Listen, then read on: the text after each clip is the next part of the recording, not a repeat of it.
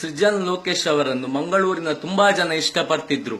ಯಾಕಂತ ಹೇಳಿದ್ರೆ ಅವರೊಂದು ಕಾಮಿಡಿ ಮಾಡುವ ರೀತಿ ಮತ್ತು ಅವರ ಕಲೆ, ಇದನ್ನು ಮಂಗಳೂರಿನ ಎಲ್ಲ ತುಂಬಾ ಮಂದಿ ಪ್ರೋತ್ಸಾಹ ಕೊಟ್ಟಿದ್ರು. ಆದ್ರೆ ಸೃಜನ್ ಲೋಕೇಶ್ ಕೂಡ ಒಂದು ದೊಡ್ಡ ತಪ್ಪು ಮಾಡಿದ್ದಾರೆ. ಏನಂತ ಹೇಳಿದ್ರೆ, ಈ ಭೂತಾರಾಧನೆಯನ್ನು ಕಾಲ್ ಸೆಂಟರ್ಗೆ ಹೋಲಿಸಿದ್ದಾರೆ. ಕಾಲ್ ಸೆಂಟರ್ಗೆ ಭೂತಾರಾಧನೆಯನ್ನು ಹೋಲಿಸಿರುವುದು ಸೃಜನ್ ಲೋಕೇಶ್ ಅವರು ಮಾಡಿರುವ ದೊಡ್ಡ ತಪ್ಪು.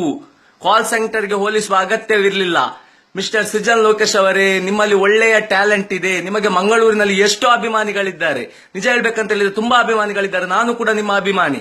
ಆದ್ರೆ ನೀವು ಭೂತಾರಾಧನೆಯನ್ನು, ದಕ್ಷಿಣ ಕನ್ನಡ ತುಳುನಾಡಿನ ಭೂತಾರಾಧನೆ ಕಾಲ್ ಸೆಂಟರ್ಗೆ ಯಾವ ಇದರಲ್ಲಿ ಹೋಲಿಸಿದಿರಿ ಅಂತ ಆಗ್ಬೇಕು. ನಾವಿಲ್ಲಿ ಭೂತಾರಾಧನೆ ಅಂತ ಹೇಳಿದ್ರೆ ಮಂಗಳೂರಿನ ಪ್ರತಿಯೊಬ್ಬ ಗೌರವ ಕೊಡ್ತಾನೆ. ಇಲ್ಲಿ ಪ್ರತಿಯೊಬ್ಬರು ಭೂತ ದೈವಗಳಂತ ಹೇಳಿದ್ರೆ ಇಲ್ಲಿ ಮಂಗಳೂರಲ್ಲಿ ಪ್ರತಿಯೊಬ್ಬರು ಆರಾಧಿಸ್ತಾರೆ. ಪ್ರತಿಯೊಂದು ಮನೆಯಲ್ಲಿ ಕುಟುಂಬದಲ್ಲಿರುವಂತಹ ದೈವಗಳಿರ್ತವೆ, ಭೂತಾರಾಧನೆ ಮಾಡಿಕೊಂಡು ಬರ್ತಾರೆ. ನೀವು ಇದನ್ನು ಕಾಲ್ ಸೆಂಟರ್ಗೆ ಯಾವ ರೀತಿಯಲ್ಲಿ ಹೋಲಿಸಿದಿರಿ ಸ್ವಾಮಿ? ಒಂದು ಕಾಮಿಡಿ ಮಾಡಬೇಕು, ಅದರಲ್ಲಿ ನಮ್ಮ ಸಂಸ್ಕೃತಿ ಮತ್ತೆ ಧರ್ಮ ದೇವರುಗಳನ್ನು ತಂದು ಕಾಮಿಡಿ ಮಾಡುವುದಲ್ಲ.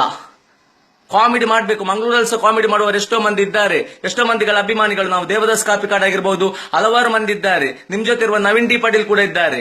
ಇವರೆಲ್ಲ ಒಂದು ಕಲೆಯನ್ನು ಒಳ್ಳೆ ರೀತಿಯಲ್ಲಿ ಇದುಕೊಂಡು ಹೋಗ್ತಾರೆ, ಹೊರತು ದೈವಗಳು ದೇವರುಗಳ ಹೆಸರುಗಳನ್ನೆಲ್ಲ ತರಲ್ಲ. ನೀವು ಇಷ್ಟು ದಿವಸ ಏನೋ ಒಳ್ಳೇದು ಮಾಡ್ತಾ ಇದ್ದೀರಿ, ಬಟ್ ನಿಮ್ಮ ಬಾಯಿಯಲ್ಲಿ ಭೂತಾರಾಧನೆಯ ಮಾತು ಯಾಕೆ ಬಂತು ಸ್ವಾಮಿ? ಭೂತಾರಾಧನೆಯ ಮಾತು ಯಾಕೆ ಬಂತು? ನಿಮ್ಗೆ ಏನ್ ಗೊತ್ತಿದ್ರ ಬಗ್ಗೆ? ಭೂತಾರಾಧನೆ ಅಂತ ಹೇಳಿದ್ರೆ ಏನಂತ ಗೊತ್ತಾ ನಿಮ್ಗೆ? ಫಸ್ಟ್ ಅದ್ರ ಬಗ್ಗೆ ವಿಷಯ ತಿಳ್ಕೊಳ್ಳಿ, ಆಮೇಲೆ ಮಾತನಾಡಿ. ನೀವು ತಪ್ಪು ಮಾಡಿ ಆಗಿದೆ. ಜನಗಳಲ್ಲಿ ಕ್ಷಮೆ ಅಥವಾ ಟಿವಿಯಲ್ಲಿ ಕ್ಷಮೆ ಕೇಳಿದ್ರೆ ಆಗಲ್ಲ. ಭೂತಾರಾಧನೆ ಅಥವಾ ಇದು ಈ ದೈವಗಳ ಮಹತ್ವ ನಿಮ್ಗೆ ಇನ್ನೂ ತಿಳಿದಿಲ್ಲ.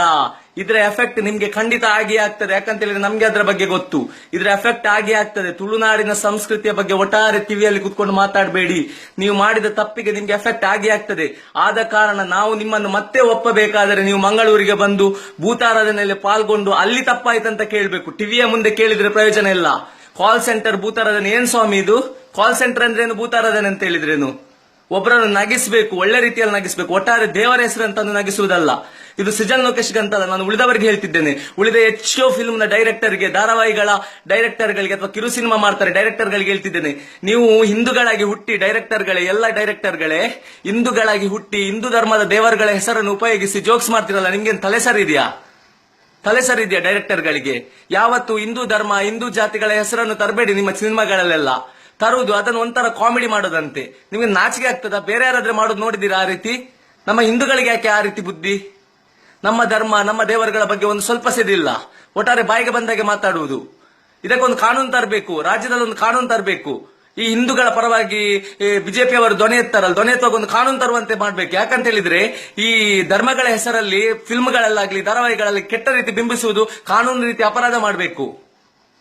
ಇದು ಬೇರೆ ಧರ್ಮದವರು ಮಾಡ್ತಿಲ್ಲ ಸ್ವಾಮಿ. ಬೇರೆ ಧರ್ಮದವರು ನಮ್ಮ ಧರ್ಮದ ಬಗ್ಗೆ ಸ್ವಲ್ಪ ಮಾತಾಡಿದ ಕೂಡಲೇ ಬೊಬ್ಬೆ ಹೊಡಿತೇವೆ. ನಮ್ಮ ಧರ್ಮದವರು ಇದ್ದ ಸಿನಿಮಾಗಳಲ್ಲಿ ಅಥವಾ ಇದ್ದ ಧಾರಾವಾಹಿಗಳಲ್ಲಿ ದೇವರನ್ನು ಒಂಥರ ಬಿಂಬಿಸುವುದು. ಕೆಲವು ಧಾರಾವಾಹಿಗಳಲ್ಲಿ ದೇವರ ಡ್ರೆಸ್ಸಿಂಗ್ ನೋಡಿದ್ರೆ ನಗಡಬೇಕು, ಆ ರೀತಿ ಮಾಡಿ ಹಾಕ್ತಾರೆ. ಸೊ ಯಾವತ್ತು ಕೂಡ ಪ್ರತಿಯೊಬ್ರು ಕೂಡ ಯಾವುದೇ ಧರ್ಮದ ವಿಷಯ, ನಮ್ಮ ಹಿಂದೂ ಧರ್ಮದ ವಿಷಯ ಯಾವುದೇ ಡೈರೆಕ್ಟರ್ಗಳಾಗ್ಲಿ ಅಥವಾ ಧಾರಾವಾಹಿ ಇದಾಗ್ಲಿ ಅಥವಾ ಸಿನಿಮಾದಲ್ಲಾಗ್ಲಿ ಒಟ್ಟಾರೆ ಬಿಂಬಿಸುವ ಅಗತ್ಯ ಇಲ್ಲ. ಧರ್ಮ ಎಂಬುದು ಎಲ್ಲರಿಗೆ ಸಂಬಂಧಪಟ್ಟದ್ದು, ಜಾತಿ ಎಂಬುದು ಎಲ್ಲರಿಗೆ ಸಂಬಂಧಪಟ್ಟದ್ದು. ಅದನ್ನು ಸಿನಿಮಾಗಳಲ್ಲಿ ಒಟ್ಟಾರೆ ಬಿಂಬಿಸಿ ಜೋಕ್ಸ್ ಮಾಡಿ ನೀವು ಒಳ್ಳೆಯದಾಗಬೇಡಿ. ಹಣ ಮಾಡ್ಬೇಕಂತೇಳಿ ಬೇರೆ ರೀತಿ ಸಂಬಂಧಿಸಿ ಧರ್ಮದ ಹೆಸರಿನಲ್ಲಿ ಹಣ ಸಂಪಾದಿಸಬೇಡಿ. ಒಟ್ಟಾರೆ ಕಾಮಿಡಿ ಮಾಡಿ ಒಂದು 4 ಮಂದಿಗೆ ಖುಷಿ ಆಗ್ತದಂತೇಳಿ ಒಂದು ಅರ್ಥ ಇರಬೇಕು ಸ್ವಾಮಿ. ಒಟ್ಟಾರೆ ಮಾಡುವುದಲ್ಲ. ಸೃಜನ್ ಲೋಕೇಶ್ ರೇ, ನಿಮ್ಮ ಮೇಲೆ ತುಂಬಾ ಅಭಿಮಾನ ಇದೆ. ಸಮಯ ಮೀರಿಲ್ಲ. ಮಂಗಳೂರಿಗೆ ಬಂದು ಭೂತಾರಾಧನೆಯ ಸಮಯ ಕೂಡ ಈಗ. ನೀವು ಮಂಗಳೂರಿಗೆ ಬಂದು ಯಾವ್ದಾದರೂ ಎಲ್ಲಿ ಆಗ್ಬಹುದು ಭೂತಾರಾಧನೆಯಲ್ಲಿ ಪಾಲ್ಗೊಳ್ಳಿ, ಕ್ಷಮೆ ಕೇಳಿ. ಜನಗಳ ಕ್ಷಮೆ ಕೇಳುವುದು ಅಗತ್ಯ ಇಲ್ಲ. ನಾವು ಜನಗಳು ಕ್ಷಮಿಸಿ ಬಿಡಬಹುದು, ಆದ್ರೆ ಮಂಗಳೂರಿನ ಭೂತ ದೈವಗಳ ಪವರ್ ನಿಮ್ಗೆ ಗೊತ್ತಿಲ್ಲ. ಖಂಡಿತ ನಿಮ್ಮನ್ನ ಈಗ ಅಭಿವೃದ್ಧಿ ಹತ್ರ ಮೇಲೆ ಹೋಗಿದ್ದೀರಿ, ನೀವು ಖಂಡಿತ ಕೆಳಗೆ ಬಿದ್ದೇ ಬೀಳ್ತೀರಾ. ಆದಷ್ಟು ಬೇಗ ನೀವು ಬಂದು ಕ್ಷಮೆ ಕೇಳುವುದು ಸೂಕ್ತ. ಯಾಕಂದ್ರೆ ನಿಮ್ಮ ಜೊತೆ ಮಂಗಳೂರಿನವರು ತುಂಬಾ ಮಂದಿ ಇದ್ದಾರೆ. ಭೂತದ ವಿರುದ್ಧ ಮಾತಾಡಿದ್ರೆ ಯಾವ ರೀತಿ ಆಗ್ತದಂತ ಯೋಚಿಸಿಕೊಳ್ಳಿ. ಇದು ನೀವು ನಮ್ಮ